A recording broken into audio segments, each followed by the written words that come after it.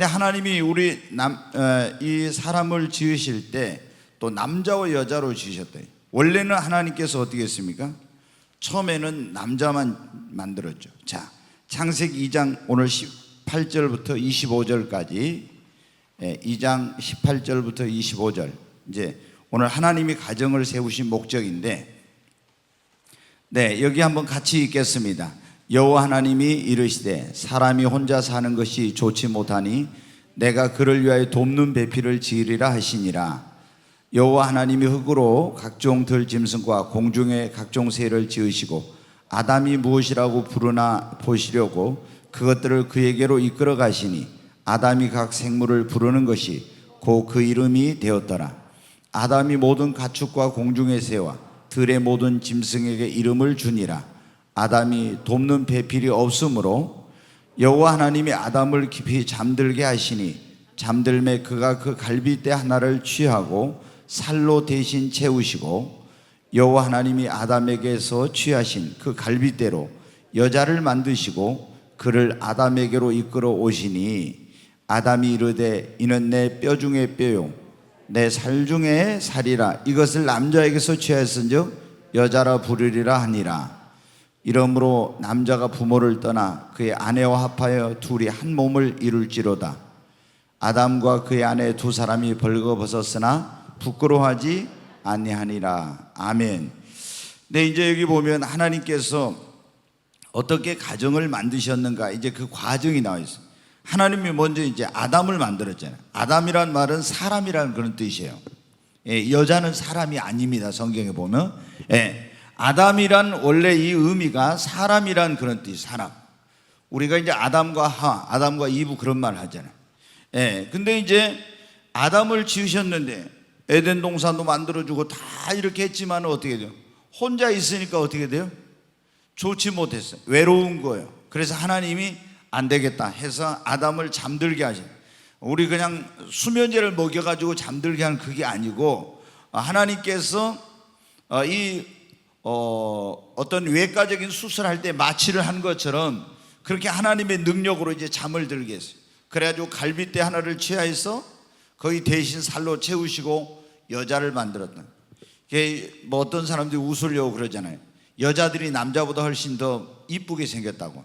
왜 하나님이 남자보다 나중에 여자를 만드시다 보니까 더 이쁘게 만들어가지고 그런 얘기를 하네요. 근데 여러분 어때요? 이제 어떤 분들이 그래요.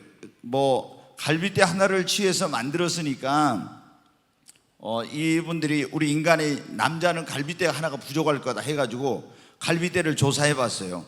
근데 갈빗대가 안 부족해. 똑같아. 남자나 이게 양쪽 다 하나를 뺐으면은 갈빗대가 없습니다. 근데 이제 그 원어에 보면 갈빗뼈를 취하여서 여자를 만들었다 이런 의미가 이 갈빗뼈란 말이 히브리어에 뭐냐면은 구약은 히브리어와 아람어로 되어 있고 신약은 헬라어로 기록이 되어 있는데 반쪽이라는 그런 의미예요.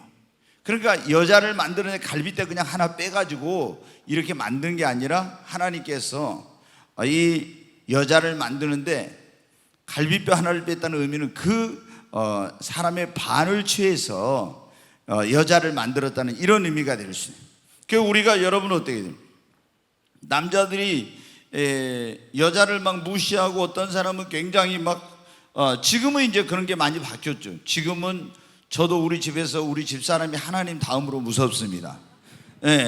옛날에는 제가 뭐 큰 소리 치고 뭐 하면 다 꼼짝을 못 했는데 여러분 어때요? 남자들이 나이가 먹으면 다 여자들한테 아무리 센 사람도 못 해보더라고요. 굉장히 무서워요. 그래서 저도 항상 눈치를 보면서 삽니다. 잘못하다가 또 밥을 안 줄 수도 있어요. 그래요. 제가 마음에 안 들면은 나는 집에서 쫓겨나는 게 좋다고. 나는 그냥 팔으라고. 그럼 나는 팔려가겠다고. 그럼 이제 당신 같은 사람 누가 사냐고 이제 그런 얘기를 하는데 아니 나는 그래서 집에서 힘들게 사는 것보다 그래도 팔려가지고 대우를 받으면서 살고 싶다. 내가 이제 이런 얘기를 하거든요. 여러분 어때요? 하나님께서 인간을 지으실 때 남자와 여자로 지으셨어요. 근데 이걸 왜 하나님께서 남자와 여자로 지어가지고 뭘 만들어줬어요? 가정이라는 것을 만들었죠. 하나님이 만드신 기관이 두 개가 있다고 했죠. 첫째 가정, 두 번째 교회예요. 그래서 이 가정은 뭐냐면 천국의 모형입니다. 근데 어떤 집은 가정이 행복해야 될 가정이 지옥 같은 가정이 있어요. 맨날 싸우고 막 난리예요 이게. 거기 소망, 믿음, 소망, 사랑이 넘쳐야 되는 가정에 소망이 어디 있습니까? 절망이에요. 사랑이 있어야 되는데 미움이 가득합니다. 믿음이 있어야 될 가정에 불신이 가득해요. 그런 가정은 천국의 모형이 아니죠. 행복한 가정이 아니라 불행한 가정이에요. 하나님께서 우리 인간을 남자와 여자로 지으시고 가정을 만들어 주신 것은 첫 번째 뭐예요? 우리의 행복을 위해서예요. 서로 사랑하면서 행복하게 살도록 하기 위해서. 아담이 혼자 사는 것이 뭐예요? 독처하는 것이 좋지 못하다 그랬잖아요. 그래서 하나님이 우리 인간을 남자와 여자로 지으신 건 서로 사랑하면서 행복하게 살도록. 그러니까 여러분 어떻게 돼요? 제가 이제 이렇게 보니까 요즘 무슨 혼자 사는 사람들이 많고 독신주의, 또 서구 그런 어떤 영향을 받아가지고 이제 막 뭐 결혼도 안 하고 이제 이러려는 사람들이 많잖아요. 또 아이를 갖지 않겠다 이런데, 우리는 모든 것을 어떻게 돼요? 성경이 기준이 돼서 하나님의 말씀을 쫓아서 가야 됩니다. 결국에 우리가 사는 게 뭡니까? 자녀도 안 낳고 그러면 내가 행복할 것 같지만 그렇지 않아요. 하나님께서 자녀를 통해서 주신, 물론 그 양육하는 과정에서 힘든 과정도 있지만은 행복과 기쁨을 하나님이 또 주시잖아요. 그렇기 때문에 우리가 모든 걸 말씀대로 해야 되는데, 첫째 하나님이 우리를 남자와 여자로 지으시고 가정을 세우신 목적은 행복하도록. 그러니까 가정이 없으면은 외로운 거예요, 여러분. 혼자서는 가정이라는 게 잘 안 되잖아요. 누군가 가족이 구성원이 있어야 돼요. 그래서 사람이 혼자 있으면 뭡니까? 여러분 어때요? 저희 집사람도 저한테 그럽니다. 어떨 때 이제 반찬을 만들면서 그때 나 혼자 살면 나 이거 안 만들 건데. 그러니까 어떻게 돼요? 저 때문에 만든다는 거죠. 그럼 나 때문에 만들지만 자기도, 나만 먹습니까? 자기도 먹잖아요. 혼자 살면 귀찮아가지고 안 만들고 뭐 이러니까 어떻게 돼요? 자기도 잘 못 먹고 잘 못 사는 거예요. 그러니까 이게 뭐냐면 하나님께서 우리 삶을 행복하게 해주시고. 저는 놀랐어요. 제가 98년 7월 24일 하늘이 열리고 이제 하나님을 만나는 그런 체험을 했는데, 정말 하나님이 우리 인간이 그렇게 행복하기를 원하신다는 거, 그렇게 절절하게 아주 막 가슴에서 그렇게까지 느끼지 못했었거든요. 근데 98년 그때 하늘이 열린 체험하고 나서 하나님을 만나고 났을 때, 하나님이 우리 한 사람 한 사람이 얼마나 행복하기를 원하는지 모르시죠. 불행한 것은 정말 하나님의 뜻이 아니더라고요. 그래서 막 어떤 사람은 좀 이따 이제 나오겠지만 첫 단추를 행복한 가정을 이루려면 잘 끼워야 되잖아요. 그런데 이 첫 단추를 잘못 끼워가지고 배우자를 잘못 만났어. 그러면 이게 불행의 시작이에요. 불행한 가정에. 근데 여러분은 어떻게 합니까? 막 남편이 뭐 가정을 책임져야 되잖아요. 가장으로서. 근데 책임도 안 지고 술만 먹고, 요즘은 그런 게 힘들지만 막 예전에 보면 우리 옛날에 그런 사람들 많잖아요. 막 술 먹고 맨날 그 가정을 책임지도 않고 돌보지도 않으면서 아내를 와서 막 술 먹으면 막 욕하고 굿하고 이런 사람들이 있었잖아요. 여러분 어때요? 지옥 같은 가정이죠. 근데 이런 경우 우리가 이제 성경에 이혼이라는 거 있죠. 이혼. 언제 이혼을 하느냐? 그러면 음행한 연고 외에는 이혼을 하지 말라 그랬는데, 또 믿는 자와 믿지 않는 자가 살 때 고린도전서에 보면은 믿지 않는 자가 나 당신하고 못 살겠다. 너 맨날 교회만 가고 예수한테 미쳐가지고 이러면서 못 살겠다고 하면은 그런 것에 구속받을 필요 없다 이렇게 나와요. 그런데 예외적으로 하나님이 이런 경우 있죠. 이 남편이 예수도 안 믿을 뿐만 아니라 뭐 외도하고 이런 건 아니지만 아내를 막 맨날 두들겨 패고 막 고통을 주고 이렇게 해요. 그러면 있잖아요. 하나님은 어떻게 해요? 그런 경우 하나님의 뜻은 이렇게 함께 사는 거지만 도저히 그렇게 하면요, 하나님께서 불행한 삶이잖아요. 그래서 하나님께서 그런 경우는 이혼을 하라고 하는 경우도 있어요. 왜? 계속 평생을 이 사람이 두들겨 패고 술 먹고 가정을 돌보지 않고 이러면서 불행하게 하니까 하나님은 근본적으로 어때야 돼? 우리 한 사람 한 사람이 정말 행복하기를 원하십니다. 근데 그 아버지의 마음을 제가 그때 하나님 아버지의 마음을 봤을 때, 야, 우리 여러분 이제 여기 부모님들이 그래. 자식이 결혼을 했는데 맨날 불행하게 살면 그거 보면 얼마나 가슴이 아파요. 행복하기를 원하죠. 그런데 우리 자녀들이 행복하기를 원하는 것보다 하나님께서 더 행복하기를 원하시더라고. 그러니까 여러분 어때? 우리가 신앙생활도 가정생활도 행복해야 됩니다. 그래서 제가 다른 데 신앙생활하다 여기 오신 분들 억지로 이제 우리 사역자들로 붙잡지 말라 하는 이유 가운데 하나, 교회 생활이 행복해야 되거든요. 교회 가기만 하면 막 시험 들고 갈등이 생기고 문제 생기면 그럼 어떻게 여러분 기쁨으로 하나님을 섬기는 게 행복해야 됩니다. 우리가 행복한 삶을 살려면 세 가지가 저는 깨달은 게 그거예요. 세 가지가 행복한 가정생활, 행복한 신앙생활, 행복한 직장생활이 돼야 이게 행복한 삶이 되는 거예요. 근데 여러분 보세요. 가정이 첫째 행복해야 되거든. 근데 가정이 행복하지 못하면 여러분 어때? 교회 오면은 막 성령 충만하고 기쁘지만 집만 가면은 또 지옥이야. 얼마나 여러분 불행합니까? 근데 가정은 행복한데 또 교회 와서 어떤 사람들은 행복하지 못해. 이것도 아니거든. 그래서 가정, 교회, 직업도 여러분 어때? 제가 절대 우리 이제 여기 뭐 부모님들 계시니까 그런데 청년들이나 이렇게 보면 있잖아요. 대학을 갈 때 막 점수에 맞춰가지고 대학 간판만 보고 야, 뭐 서울대가 좋아, 서울대 무조건 서울대, 이런 식으로 가면 불행해요. 우선 가장 중요한 것은 우리가 뭐냐면 자기가 잘할 수 있고 자기가 그 일을 함으로써 기쁨을 얻을 수 있는 그런 직업, 그런 걸 가져야 되거든. 그래야 자기가 계속 그 일을 하면서 기쁨을 가지고 성취감을 가지고 더 잘할 수 있고 행복한 그런 직장생활, 행복한 사회생활을 할 수 있는 거예요. 근데 사람들이 보면 무조건 막 서울대 막 이래요. 그리고 대학 간판 먹고 그러면 여러분 어때요? 나중에 행복하지 못해.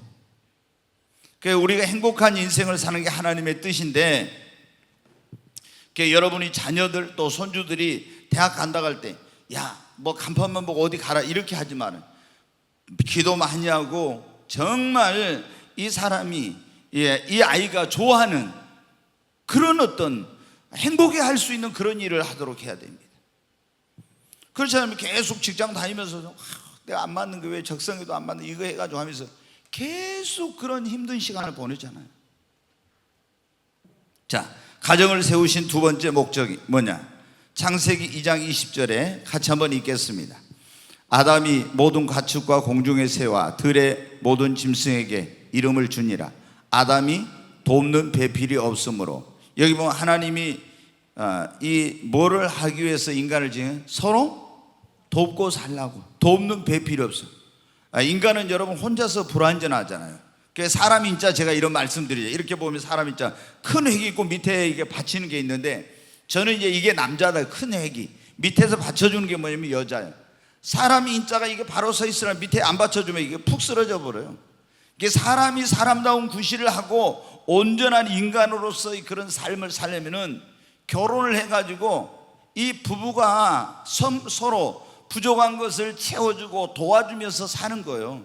그게 여러분한테 행복하고 이렇게 되는 거예요. 근데 그러니까 이제 우리가 어떤 뭐 평생 같이 결혼해가지고 같은 날 딱 죽으면 좋지만 그렇게 또 안 되잖아요. 사는 날 동안 여러분 서로 사랑하시기 바랍니다. 정말 불쌍히 여기고 사랑. 우리가 어떤 생각을 해야 됩니까? 저 남자가 내가 어쩌다 저 남자 만나고 이렇게 내 인생이 불행해 이러면 안 되고, 저 사람이 나보다 더 나은 여자를 만날 수 있었는데 나를 만나가지고 고생을 한다 이런 생각을 하고, 나를 만나가지고 내 아내가 고생을 한다, 더 좋은 남자 만나서 행복할 수 있었는데 이렇게 생각하면은 사랑은 만 긍휼이고 이렇게 도와주고 싶은 마음이 있는데, 아이고 내가 어쩌다 저런 여자를 만나가지고 어쩌다 저런 남자를 만나, 너 아니어도 많은 여자들 많았어 막 이런 식으로 하면 있잖아요. 아내한테 얼마나 여러분 그게 상처를 주는 건데, 그렇잖아요. 네, 그러면 그런 가정이 행복하겠어요? 행복하지 못하지.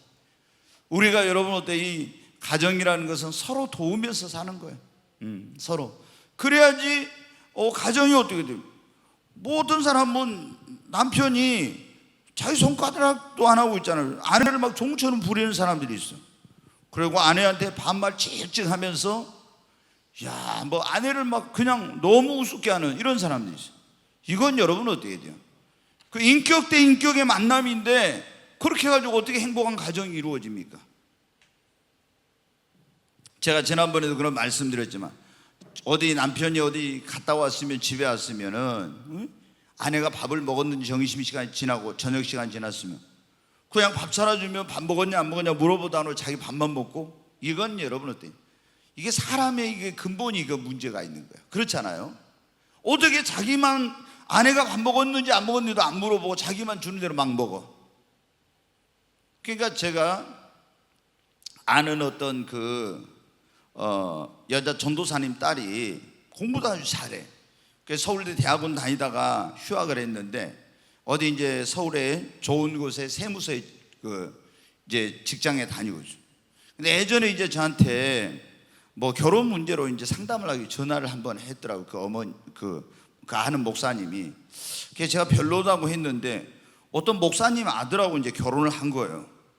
결혼했는데 이 남편이, 이 자매 남편이 뭐냐면 이제 무역회사 근무하는데, 그러면 이제 외국에 출장을 간대요. 그럼 출장 갔다 오면은 이 자매도 이제 직장에 다니는데 남편을 위해서 오니까 엄청 준비를 해가지고 이렇게 딱 하는 거예요. 근데 오면은 집에 와서 있잖아요. 그냥 아무 말도 안 하고 밥만 먹은대. 당신 뭐 어떻게 지냈냐, 뭐했냐 이런 거 하나 물어보도 안 하고, 밥 먹었냐 안 먹었냐 이런 것도 안 물어보고. 근데 그 남편의 아버지, 시아버지가 뭐냐 목사님인데 그 시아버지도 그런데 이게 DNA라는 게 무섭더라고. 그 밥만 먹어 자기만. 그럼 속이 상한 거예요. 이제 저한테 그때 제가 총회 갔을 때 한번 저를 만났는데 이제 어떤 다른 일로 도와주는데 저한테 와가지고 저녁을 사겠다고, 목사님 저녁식 사시고 내려가라고 막 그런 거예요. 엄마하고 와서. 근데 이제 보니까 막 결혼 생활에 갈등을 느껴요. 왜? 남편이 이렇게 어디 갔다 와도 뭐 따뜻한 이런 말도 없는 거예요. 얼마나 그러면 어때요? 속이 상하잖아요. 자기는 막 남편은 뭐 좀 말도 하고 뭐 어쩌고 막 해야 되겠다 이렇게 있는데 와서 아무 말도 안 하고 밥만 먹어. 이야, 여러분 혹시 그런 남자들이 있으면 회개해요. 그리고 밖에 어디 나갔다 와서 아내한테 여보 당신 밥 먹었어요? 이렇게 물어보도 안 하고 나만 막 먹고 이런 사람들이 있으면 회개해야 돼. 여러분 어때요? 우리가 서로를 사랑하고 서로를 배려하고 서로 도우면서 여러분 살아야 됩니다. 그래야 이게 행복한 가정이 되지. 이런 설교하면 꼭 이럴 때는 우리 남편 데리고 와서 들었으면 좋았을 건데. 근데 아내들은 그러죠. 근데 남편들은 뭐라고 하냐면 또 제가 우리 집사람이 좀 꼭 들어야 될 말인데 이런 생각을 하거든요. 여러분 하나님께서 가정을 세우신 목적 가운데 하나가 세 번째 뭐예요? 생육하고 뭐하도록? 번성하도록. 주님이 우리 인간을 지으시고 5가지 명령을 했죠. 첫째 뭐라고 있어요? 생육하고 번성하고 땅에 충만하고 정복하고 다스리라. 이 5가지 명령을 주셨잖아요. 첫 번째 하나님이 우리에게 주신 것이 생육하고 번성하래. 그래서 여러분은 인간이 혼자서는 생육하고 번성을 못해. 그렇죠? 결혼을 해야 생육하고 번성. 요즘 보면 여러분 보세요. 동성애 있잖아요. 그럼 동성끼리 결혼을 해. 그럼 거의 생육 번성이 됩니까? 하나님의 창조의 섭리를 완전히 이거는 거스리는 잘못되는 거예요. 아니 인간을 하나님 주실 남성과 여성으로, 남성과 여성이잖아요. 이렇게 남자만 짓지 않고 여자만 짓지 않고 남성과 여성으로 지어서 생육하고 번성할 수 있도록 하고 그걸 명령으로 주셨는데, 제1의 지상 명령이 뭐냐? 그거예요. 우리는 너희에게 성령이 임하면 너희가 권능을 받고 예루살렘과 온 유대와 사마리아 땅까지로 내 증인이 되라겠죠. 이걸 우리는 지상 명령이라고요. 그런데 구약에 이건 제2의 지상 명령이고, 구약에 하나님이 인간을 창조했을 제1의 지상 명령이 있어요. 그게 뭐냐면 생육하고 번성하는 거예요.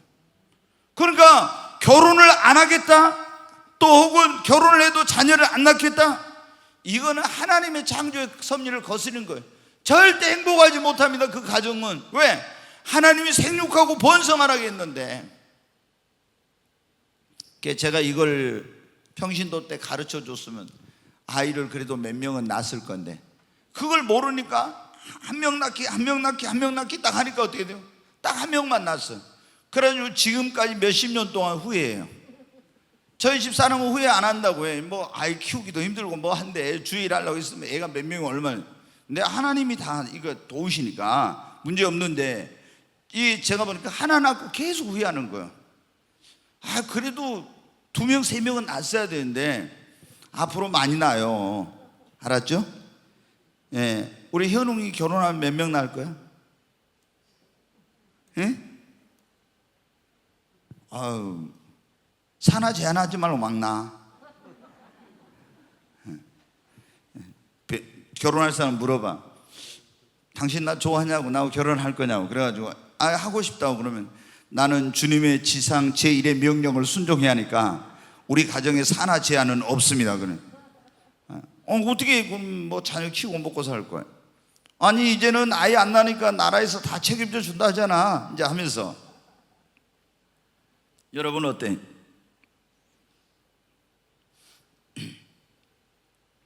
우리가 정말 하나님의 말씀대로 여러분 해야 됩니다. 그래서 우리가 이 동성애 지금 굉장히 예수님 믿는 사람들도 이걸 막 지난번에 뭐 80몇 개 단체가 포괄적 차별금지법을 지지한다고 나왔는데, 그게 보니까 기독교 단체가. 근데 나중에 자세히 그 내막을 들여다보니까 전부 이상한 그런 아주 단체들, 그런 것들이 기독교를 표방하면서 그런 걸 이제 하고 있는데, 여러분 우리가 가정을 세우신 목적은 생육하고 번성하도록 하기 위한 거니까 우리가 자녀를 여러 명 낳아야 돼요. 그래야 하나님 나라가 또 확장이 돼요. 우리가 보면 이슬람들은 어때? 산하 제한이 없죠? 부인도 몇 명씩 두고. 그걸 계속 아이를 낳아. 그래서 지금 세계에서 최대 종파가 뭐냐면 이슬람입니다. 이슬람이 가장 종교 그 분포로 따졌을 때 숫자가 많아요. 뭐 예를 들어서 사우디, 그러면 어때요? 그 나라 전체가 다 이슬람이. 이란, 터키, 아예 그 사람들은 국교잖아요. 신정 분리가 아니에요. 그 정교 분리가 아니에요. 아예 신정 일치야. 인도네시아가 세계 최대 이슬람 국가인데 인구가 어마어마하잖아요. 몇 억이 되잖아요. 그러니까 이게 뭐 엄청납니다. 기독교보다 훨씬 많아요. 왜 그래요? 그 사람은 산하 제한도 안 하고, 국가가 곧 그런 어떤 이 정치보다도 종교가 그런 더 유해가 있잖아요. 네, 우리는 여러분 그리스도인들은 너무 이런 어떤 하나님이 우리에게 주신 지상명령, 생육하고 번성하라, 이런 것을 우리가 소홀히 했어요. 그렇게 해가지고 인본주의적인 생각으로 하다 보니까 기독교가 쇠퇴하게 되고 이런 문제가 생기는 겁니다. 그리고 이제 여기 나왔으니까 우리 자녀들에게 그런 걸 잘 못해. 이슬람은 무조건 집에서 태어나면 이슬람이야. 가톨릭, 천주교도 여러분 보세요. 태어나면 다 날 때부터 천주교인이에요. 평생 잘 안 떠나요. 딱 거기서 영세 주고 세례명 주고 해가지고 완전히 평생 그렇게만, 절대 교회로 안 가려고 합니다. 그러니까 여러분 우리가 이런 것들을 좀 기독교인들이 잘못했어요. 자, 하나님이 가정을 세우신 목적 가운데 하나는 또 뭐냐면은 사명 공동체로서 부부가 함께 이런 하나님의 뜻을 이루어가도록 하기 위해서 그렇게 여러분 이 가정을 세우신 겁니다. 여러분 우리가 성경에 보면 이제 행복한 그런 가정, 또 부부로서 주의를 잘한 사람들은 이제 몇 사람 될 수 있는데, 그 가운데 브리스길라와 아굴라 부부가 있죠. 사도 바울의 그 동역자였던 그들은 여러분 얼마나 두 사람이 합력해가지고 그 같이 주의를 하면서 이렇게 했습니까?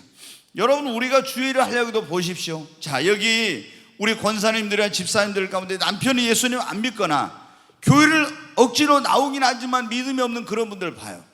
내가 주의 일을 마음대로 할 수 있어요? 잘 안 돼요. 이게 그렇잖아요. 내가 좀 헌신하고 싶어도, 하나님 앞에 좀 재정을 드리고 싶어도 내 마음대로 못 드리잖아요. 뭐 교회만 좀 열심히 다녀도 예수한테 미쳤다, 교회 미쳤다 이래가지고 뭐 집안에 있는 걸 뭐 퍼다 줄까봐 남편들이 벌벌벌 하는데, 그러니까 이게 어떻게 제대로 안 돼. 그래서 하나님이 우리를 어떻게 합니까? 믿는 사람들이 그러니까 이렇게 만나서 가정을 이루어야 사명 공동체로서 하나님의 뜻을 온전히 이루는 그런 가정이 또 되고, 이렇게 하나님의 역사를 이룰 수 있는 그런 축복의 통로가 될 수가 있습니다. 그 다음에 우리가 하나님께서 가정을 세우신 목적 가운데 하나는 신앙의 전수를 위해서입니다. 신앙의 전수. 이거 굉장히 중요해요. 자, 여호와 하나님이, 야훼 하나님이 아담을 만드셨잖아요. 사람을 만드시고 혼자서는 아이를 못 낳죠. 그러니까 하와는 뭐냐면 여자죠. 여기는 여자고 아담은 뭐예요? 사람이에요. 여자는 여자고 남자는 사람이에요. 근데 사람하고 여자하고 만나서 결혼을 해서 거기서 뭐가 태어납니까? 아이를 낳아야죠. 아이를, 자녀를 생산해. 이렇게 해가지고 여기서 뭐를 어때요? 자녀를 태어나서 여호와 하나님을 경외하는 신앙을 계속해서 어떻게 합니까? 이걸 그 신앙의 전수, 신앙을 물려줘야 돼. 그렇게 하도록 하기 위해서 하나님이 남자와 여자로 만들어가지고 가정을 만들어서 아이를 낳게 하고 이렇게 한 거예요. 그래서 우리가 예수님 믿는 사람들은 자녀들에게 무엇보다 중요한 게 신앙의 전수를 잘해야 돼. 근데 지금 보면은 여러분 어때요? 예수님 믿는 사람들이 너무 이게 자녀들한테 신앙의 유산을 물려주는 이런 걸 잘 못하고 있어요. 뭐 주일날 있잖아요, 여러분. 학원에서 오라고 하면 학원에 보내고 교회 안 보내고 이런 부모님들이 여러분 있어. 얼마나 이거 여러분 잘못된 거예요? 그 아이가 하나님을 모르면 어떻게 되겠습니까? 예수님을 모르면 그 아이는 나중에 여러분 어때? 불행하게 되죠. 지옥에 갈 수도 있고 하나님을 대적하는 그런 사람이 될 수도 있고 이러게 되는데, 어렸을 때 철저히 이 신앙교육을 시키고 교회를 가까이 하도록 해. 마땅히 행할 것을 아이에게 가르치라. 그러면 늙어도 그것을 떠나지 아니하라 그랬죠. 마땅히 행할 길을 어렸을 때 가르쳐요. 벌써 초등학교 초창기는 괜찮은데 한 3, 4학년만 되면 요즘은 벌써 엄마 아빠 말을 안 들으려고 하잖아요. 그러니까 철저히 이 자녀들을 가정에서 신앙교육을 시켜서 그 신앙의 유산을 물려줘야 돼. 이 하나님을 경외하는 신앙을 전수하도록 하기 위해서 하나님이 가정을 세우신 거예요. 근데 우리 예수님 믿는 사람들이 가정에서 이 자녀들한테 믿음을 심어주고 이렇게 하는데 너무 소홀히 해. 학교 성적 막 이런 것은 엄청나게 신경을 쓰는데 자녀들에게 믿음을 심어주지 않는 거예요. 그럼 나중에 그 아이들이 여러분 어디 가겠어요? 아니 확실하게 예수님 안 믿었으면 지옥 가는 거예요. 그럼 나중에 그 아이가 지옥에서 부모님을 저주하고 얼마나 여러분 피눈물을 흘리겠습니까?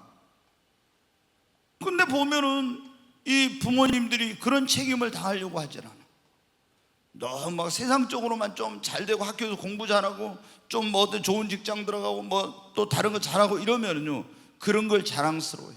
여러분 그런 거 자랑스러워하지만 여러분의 자녀들이 정말로 하나님을 경외하는 사람이 되게 해야 됩니다. 아멘. 신명기 6장에 그래요. 쇠마라고 해서 아이에게 네가 앉았을 때니 일어날 때 길을 갈 때니 어디에서든지 아이들에게 하나님의 말씀, 하나님을 사랑하도록 가르치라고 했잖아요. 그게 가장 중요한 거예요. 자, 가정을 세우신 목적은 크게 5가지. 우리의 행복을 위해서, 서로 도우며 살도록 하기 위해서. 인간은 불완전한 거 혼자서 다 할 수 없어요. 그 다음에 생육하고 번성하여, 하나님의 지상 명령입니다. 이게 그 다음에 사명 공동체에서 함께 사명을 감당하도록 하기 위해서, 신앙의 전수를 위해서 하나님이 가정을 세우셨어요. 그러면 행복한 가정을 이루려면 어떻게 하냐? 이제 행복한 가정을 이루려면, 결혼하신 분들은 이제 어쩔 수 없죠. 근데 여러분 자녀들이나 손주들이 또 이런 걸 이제 잘 해야 되니까 첫 번째 뭐를 해야 된다? 행복한 가정을 이루려면 첫 단추를 잘 껴야 된다. 그게 뭐예요? 배우자를 잘 만나야 된다는 거예요. 배필을 잘. 아멘. 자, 우리가 보면 남자들은 결혼할 때 보통 뭘 많이 봐? 외모를 보고, 여자들은 뭘? 경제력을 많이 본다고 그래요. 근데 여자분들도 외모만 중요시하는 사람이 있더라고요. 그래서 제가 우리 청년들 막 이제 제가 맨날 우리 지금 청년에 담당하는 사역자들을 제가 들들 볶아요. 왜 빨리 결혼들 안 시키냐? 왜 빨리빨리 지금 짝을 찾아서 결혼을 시켜야 하는데 왜 지금 결혼 정년기 넘은 사람들 결혼 안 시키고 있냐? 여러분 어때요? 결혼을 해가지고 가정을 딱 이루고 이렇게 서로 믿는 사람끼리 그래야 그 사람의 삶에 안정감이 오고 그리고 신앙생활도 더 잘하고 이렇게 되거든요. 그런데 이게 결혼을 안 하게 되면 삶에 안정감이 없고 그리고 이 신앙생활도 더 잘 못해요. 그 정년기가 됐으면은 결혼을 해야 돼. 그래야 또 자기 자신의 삶이 행복하거든. 예? 그 부부가 이렇게 함께 살아야 하나님께서 그 남자와 여자로 만들어서 그렇게 해야 행복한 그런 가정을 이루어야 행복해지거든. 혼자 사는 거 좋지 못하다 했잖아요. 그래서 이제 막 명단 좀 줘봐라, 이름 줘봐라. 청년들 실에 대한 이제 노효수 딱 명단도 이제 나이가 이제 이렇게 어린 사람들은 안 돼. 딱 이제 좀 먹은 사람들은 명단을 주라게 해가지고 막 신랑감 신부감 찾아보고 맨날 저도 그래요, 기도하면서. 그래가지고 우리가 형제들은 많고 자매들은 부족하니까 또 어디 베트남에서 옛날에는 뭐 했는데 미얀마에다 교회를 하나 세울까? 지금 아는 선교사님 거기 있는데 그래가지고 좀 이렇게. 근데 이제 이렇게 국제 결혼을 하다 보면 문화와 이런 관습과 이런 어떤 것의 차이가 너무 또 크게 커서 어떤 마음에서 마음으로 전달되는 이런 게 잘 안 되더라고요. 같이 살긴 하는데 이것도 굉장히 힘든 문제구나, 그런 걸 느껴요. 그래서 될 수 있으면 이제 우리가 같은 그런 사람들하고 이제 결혼을 하는 게 이제 좋겠죠. 첫 번째가 중요한 게 뭐예요? 배우자를, 배필을 잘 만나야 되는 거예요. 근데 첫째, 예수님 믿는 사람들은 어떻게 돼? 믿는 사람끼리 해야 돼. 오늘 오전에 제가 말씀드리냐, 안 믿는 사람하고 하려고 하면 안 돼요. 믿는 사람끼리. 두 번째는 뭐냐? 그 사람의 성품을 좀 봐야 돼. 성품. 돈보다 중요한 게, 여러분 직장보다 중요한 게 성품이야. 우리가 이 사람의 성품이라는 것은 예수님을 믿어도 믿음은 없다가도 있을 수도 있고 점점 자라요. 성품은 진짜 잘 안 바뀌어요. 너무 안 바뀌어, 성품은. 그렇기 때문에 이 성품 자체가 안 좋은 사람은요, 굉장히 그 예수님을 믿어도 정말 이제 연단을 많이 받고 훈련을 많이 받고 이런 깨지지 않으면은 그게 잘 안 바뀌어요. 그러니까 여러분이 성품이 원만하지 못하고 그런 어떤 굉장히 어려운 그런 성품을 가진 사람하고 결혼하면은 남자든 여자든 배우자가 그런 성격이면 굉장히 여러분 힘든 거예요. 그래서 사람 됨됨이 성품을 잘 봐야 돼요. 예수님을 일단 기본적으로 믿어야 되겠죠. 근데 막 어떤 분들은 그런다.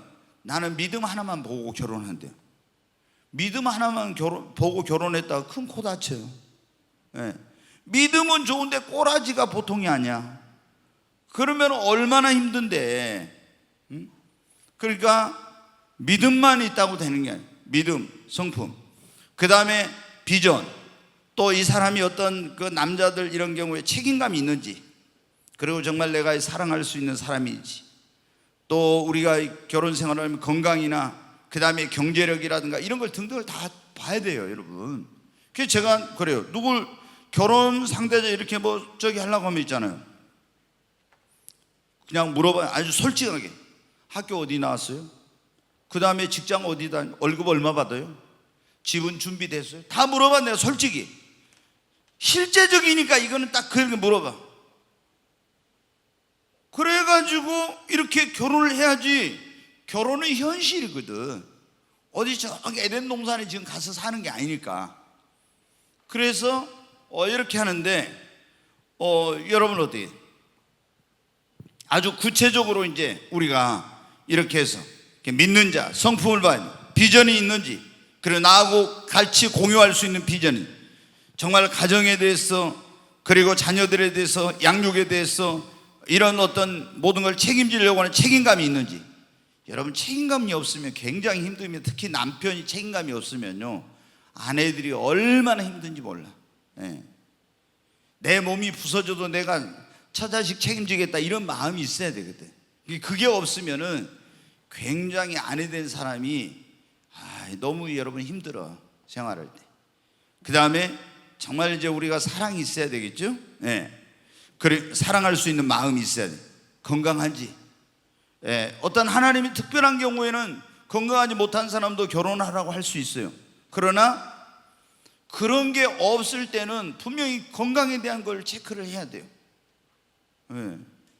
그렇지 않으면 이제 굉장히 이게 살아가면서 많은 힘든 과정들이 있거든요. 그리고 어떤 경제적인 이런 것들, 예. 이런 것들도 이제 실질적으로 우리가 봐야 됩니다. 행복한 가정을 이루기 위해 첫 단추를 잘 끼울 배우자를 선택할 때. 두 번째는 우리가 이 행복한 가정을 이루기 위해서는 어떻게 돼요? 가정의 주인으로 하나님을 가정의 주는 모시고 경외해야 돼요. 근데 첫 번째 제가 말씀드려야 돼요.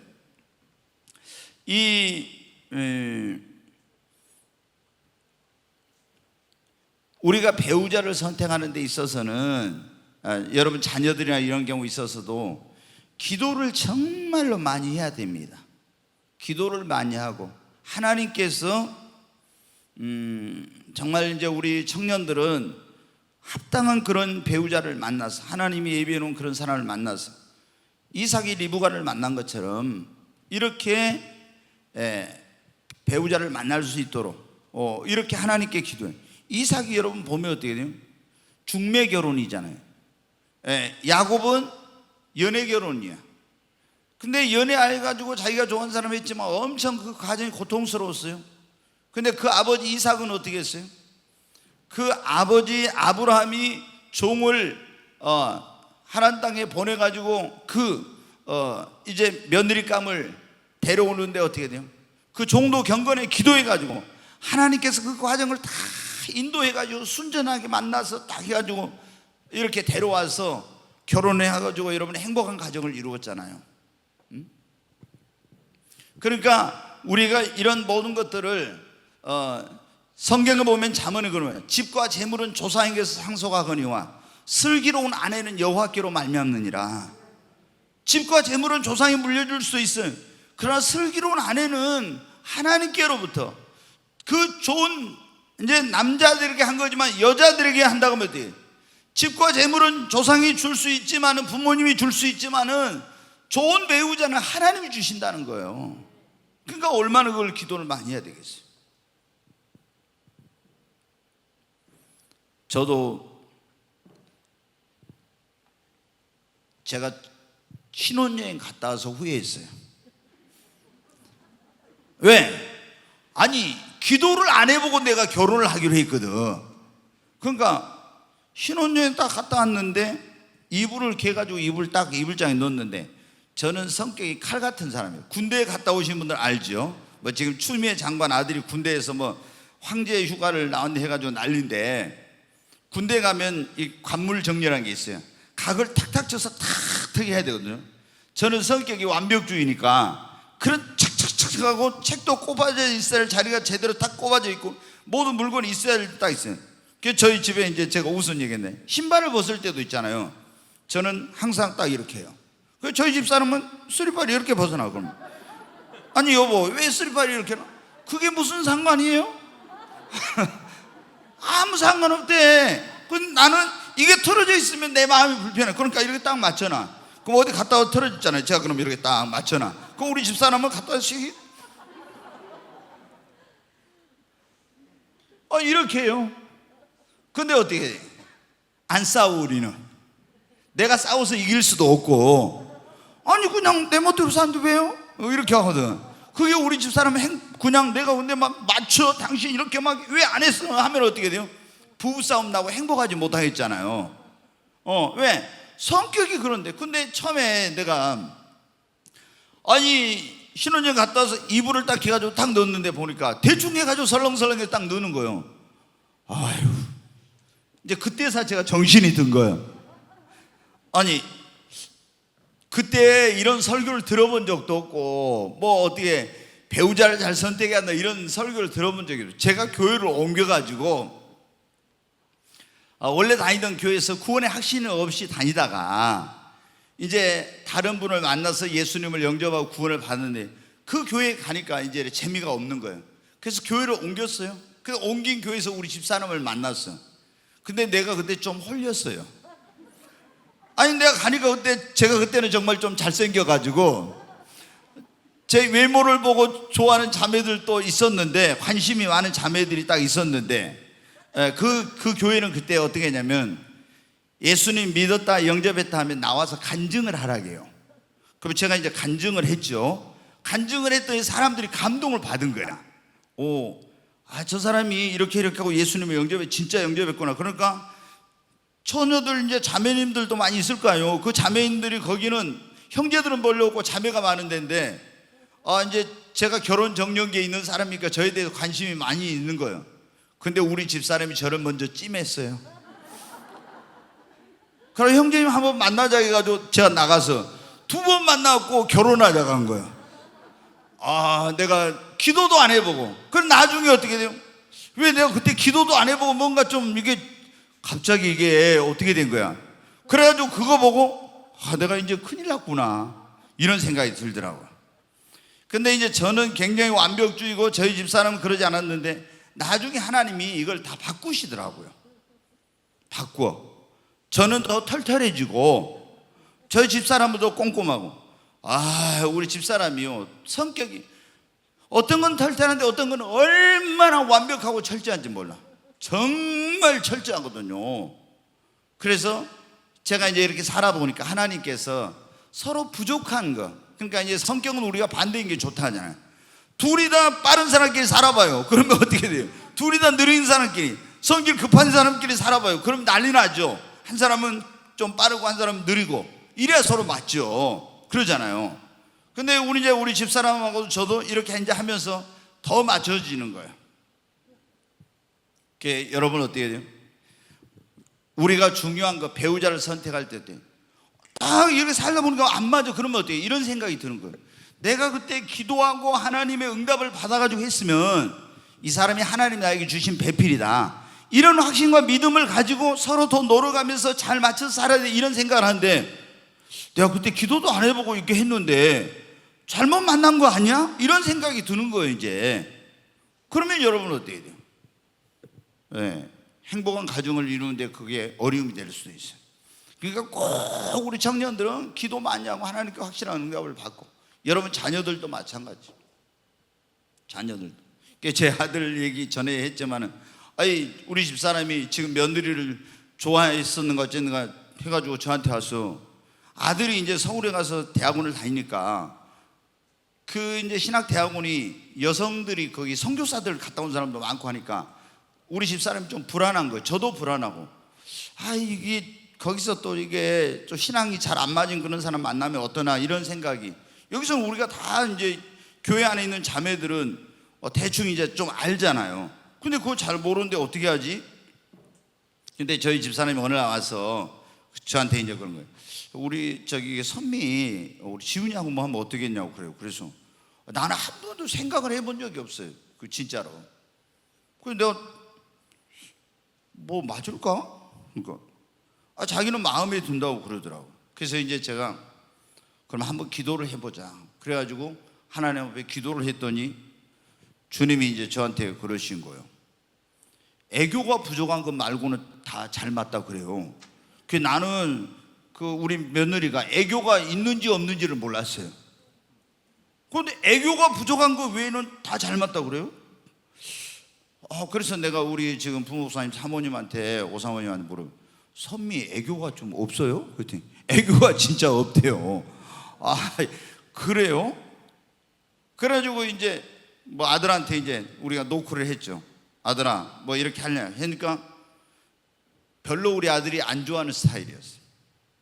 근데 이제 성령님이 이런다 하니까 한번 그러면 진작에 만나서 같은 친구지만은 같은 학번이니까 그러지만은 별로 안 친했는데 만나서 얘기해 보겠다 해가지고 이제 만나서 오케이 했었는데 나중에 우리 아들놈이 애교가 없어서 그랬는지 어쩐지 마음에 좀 안 들어 하는 거야. 그리고 중국에서 이제 그 대학원에 왔던 그 어떤 사업가 딸인데 거기는 애교가 많아.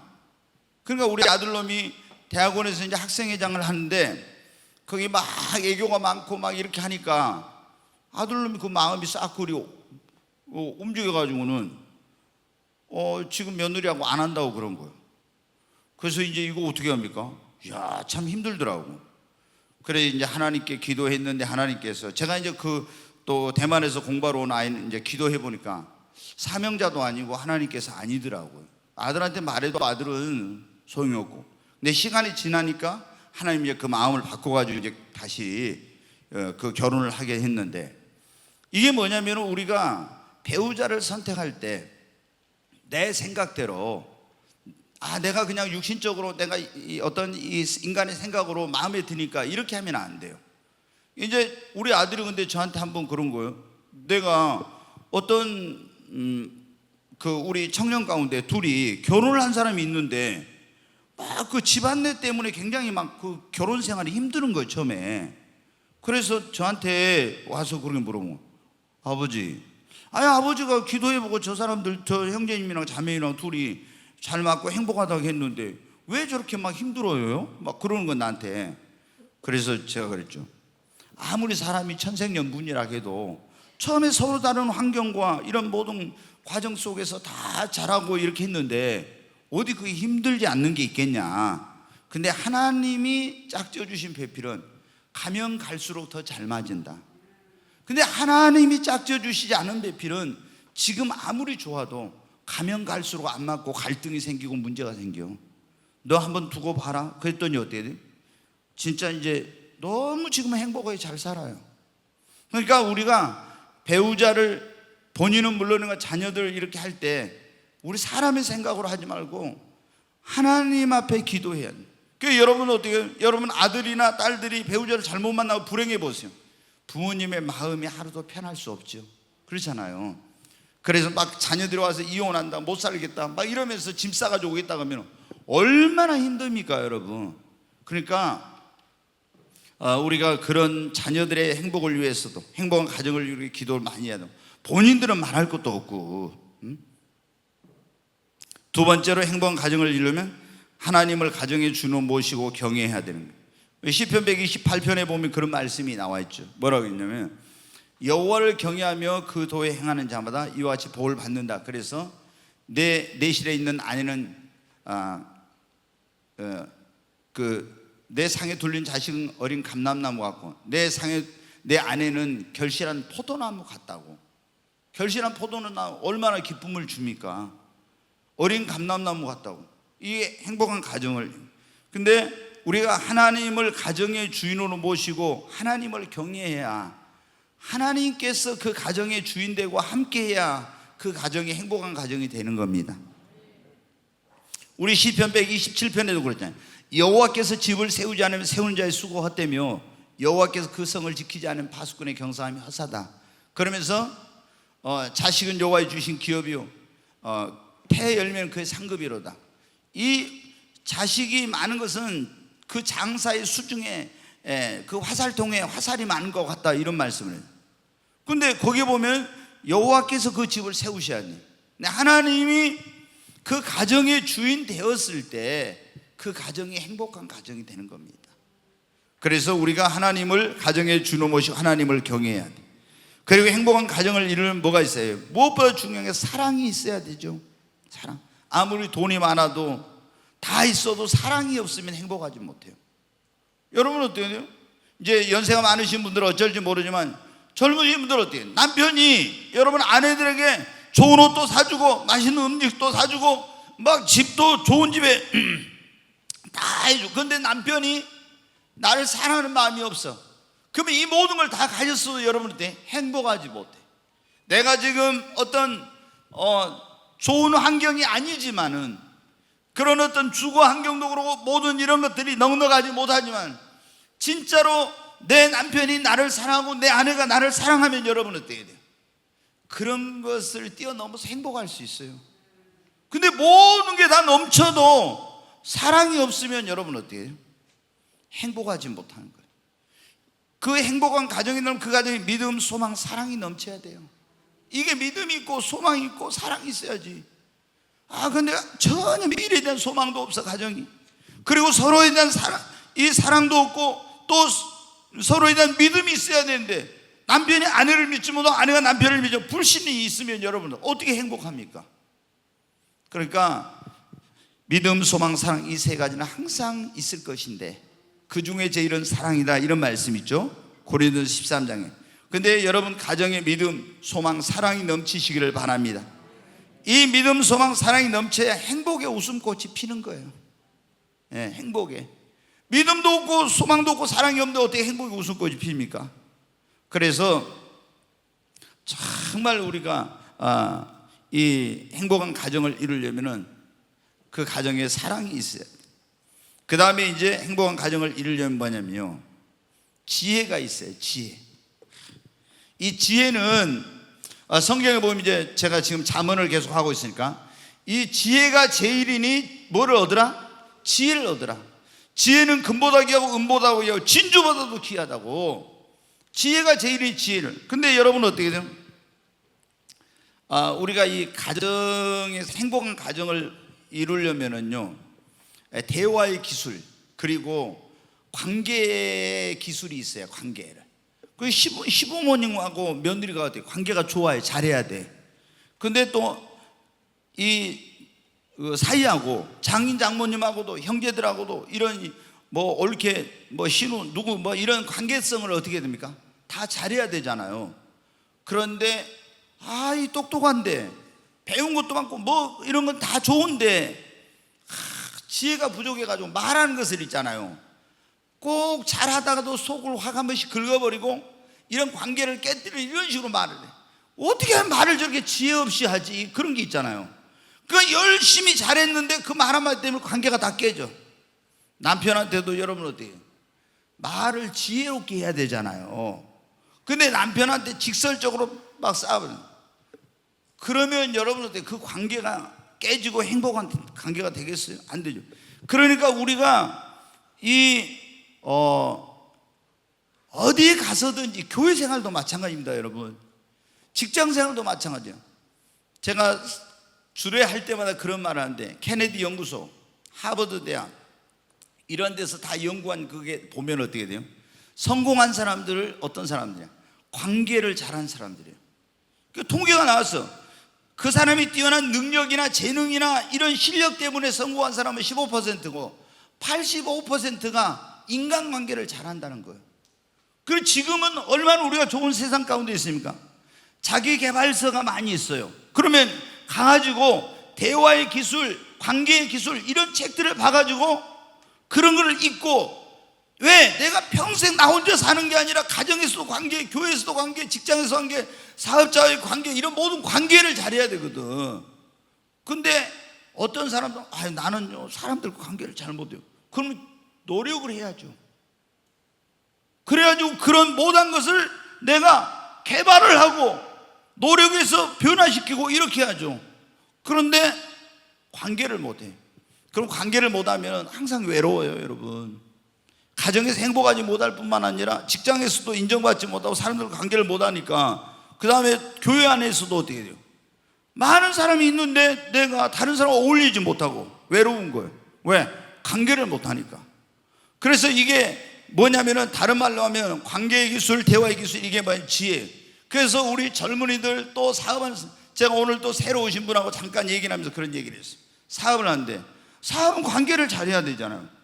관계를 잘하면, 이 관계를 잘할 수 있는 지혜, 그런 기술이 필요한데 이걸 못하면 사업이 되겠어요? 그래서 자기개발, 이런 자기개발에 관한 그런 책들, 이런 것들을 해서 그런 것을 읽고, 또 아니면 이제 그런 자기개발을 할 수 있는 그런 과정들이 있는 데가 있죠. 그런 데 가서 배우고 자꾸 하면서 이런 관계를 잘하는 것을 해야 돼요. 제가 보니까 목회를 잘하는 분들도 그거더라고요. 목사님들이 저분은 실력은 별로 없는데 보니까 교회가 잘 돼. 그 보니까 어때? 관계를 너무 잘하는 거야. 관계를. 그러니까 여러분, 우리가 사업도 그러지 않습니까? 거래처의 관계, 사업 파트너의 관계, 이런 모든 관계잖아요. 셀 리더님들도 보면 어떻게 돼요? 관계를 잘하는 분은 셀원들과 이런 하나 되고 셀이 부응하고 이렇게 하는데, 관계를 못하면 여러분들 그게 안 되는 거예요. 나는 못하니까 이렇게 있지 말고 얼마든지 노력해서 그거 바꾸고 변화시키고 더 잘할 수 있어요. 하나님 앞에 또 그런 지혜를 구해야 됩니다. 저는 이제 계속 지금도 어때요? 하나님, 제가 성령의 능력을 구하기도 하고 은사를 구하기도 하고 하나님 성령의 지혜를 달라고 계속 지금도 지혜를 달라고 기도해요. 왜? 내가 이거 주의를 잘하고 관계를 잘하고 이런 거 모두 잘하려면 뭐가 있어요? 하나님께로부터 오는 지혜가 있어야 돼요. 네, 여러분 보면은요, 관계를 못한 사람은 가정에도 행복하지 못하지만 좋은 사람들과의 전에 이런 있잖아요, 관계가 다 깨져버려요. 깨져. 근데 본인은 그걸 몰라. 그래가지고 왜 이런 관계가 깨지지? 왜 저 사람이 나를 멀리하지? 그러면은 길들이 안 열립니다. 다 길들이 막혀요. 그래서 여러분이 정말 이 행복한 가정 생활을 위해서 우리가 어떻게 합니까? 행복한 가정을 이루어야 되는데, 그러려면 어때? 행복한 가정을 이루려면 그런 책도 읽고 공부도 하고 노력을 해요. 예전에 제가 이런 걸 너무 안 했거든. 그래가지고 이제 목사 돼가지고 자녀 교육을, 애를 낳기만 하지 자녀를 어떻게 키워야 되는지 공부도 안 하고 이런 사람이 목회자가 돼가지고 이제 애가 몇 살 먹었는데 그때 딱 제가 본 거예요. 이제 어린이 주일이 되니까 5월에 가정의 달이 되고 이러니까 어때요? 가정에 대한 설교를 해야 되고 어린이 주일날 어린이에 대한 설교를 해야 되는데, 그때 이제 책을 막 많이 사다 놓고 공부를 하다 보니까, 야, 내가 이거 자녀 교육을 너무 이게 뭘 모르고 이거 자녀를 이렇게 키웠구나. 너무 그때 후회가 되더라고. 그 다음에 이제 내가 행복한 가정을 이런 설교를 하려고 막 있다 보니까, 내가 우리 아내한테 이런 걸 더 잘해야 되겠구나. 이런 게 이제 바뀌어지는 거예요. 근데 우리는 결혼만 하면 그냥 행복해지고 아이를 낳아놓기만 하면 지가 알아서 다 잘 커가지고 이렇게 하고 이런 식의 생각이요. 그러니까 여러분, 그게 안 되는 거예요. 우리가 행복한 가정을 이루려면 행복한 가정을 이루기 위해서 노력을 해야 돼요. 아멘? 노력을 해야 돼. 그냥 여러분 절대 행복한 가정이 안 되는 거예요. 대화의 기술, 관계의 기술 이런 것도 하고 자녀를 또 잘 키우기 위한 그런 공부도 하고 이래야 돼요. 근데 인본주의적인 그런 게 아니라 우리는 신앙적인 관점으로 해야 돼요. 그 다음에 우리가 행복한 가정을 이루려면 반드시 필요한 것이 우리가 아무리 우리 힘으로 능력으로 노력을 해도 안 되는 게 있어요. 지혜가 있어도 하나님이 도와주셔야 됩니다. 그래서 뭐를 해야 돼요? 기도해야 됩니다. 아멘. 네, 정말 여러분 기도해야 돼. 그래서 우리가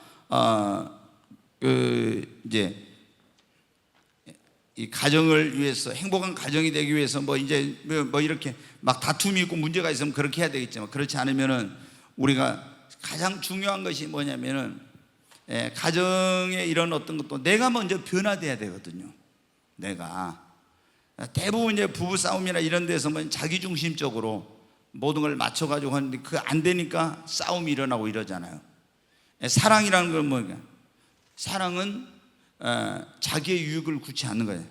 오래 참고 자기의 유익을 굳지 않는 거예요. 상대방을 위해서 내가 희생하고 헌신하는 거 사랑이죠. 그리고 사랑은 여러분, 예수님이 십자가 보혈로 허물을 덮어준 것처럼 우리가 상대방의 허물을 덮어주는 것이, 그게 여러분 사랑이에요. 근데 아내들이 어디 가가지고 있잖아요. 막 남편 흉을 탁 보고 나요. 그게 뭐예요 여러분? 자기 얼굴에 침 뱉는 거지. 그렇잖아요. 이렇게 가지고 행복한 가정 되겠습니까? 안 되죠 여러분.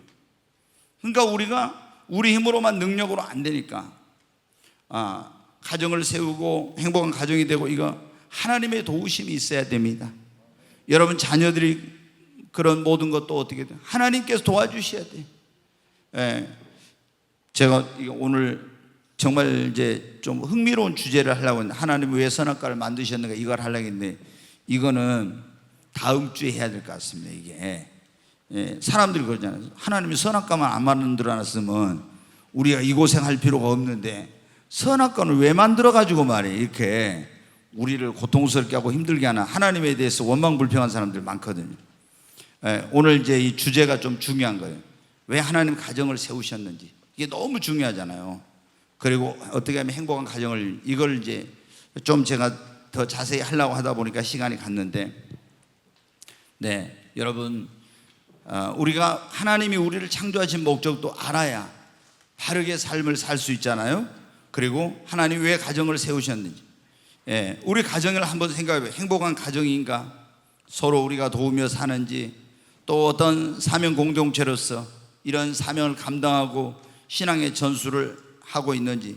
이 남편이 안 믿으면 여러분 가정이 사명 공동체가 될 수 없어. 빨리 남편의 영혼 구원을 위해서 기도를 해야 됩니다.